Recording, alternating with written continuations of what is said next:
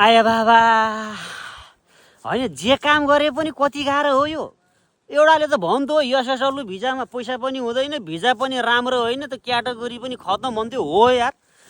यो धान कुट्दा कुट्दा कुट्दा कुट्दा कुट्दा ढाड पनि भाँचिसक्यो यार अब नेपालै जान मन लागिसक्यो यार जापानमा त बस्न मन लाग्ने एउटा वातावरण छैन यार भिजा पनि राम्रो छैन भन्छन् अब यो धान पनि यत्रो धेरै बेर कुट्नु पर्ने अब म त बस्दिनँ होला हो जापानमा जान्छु नेपालमा यार मसँग अब कि म भिजा चेन्ज गर्छु मेरो भिजाको क्याटेगोरी चेन्ज गर्छु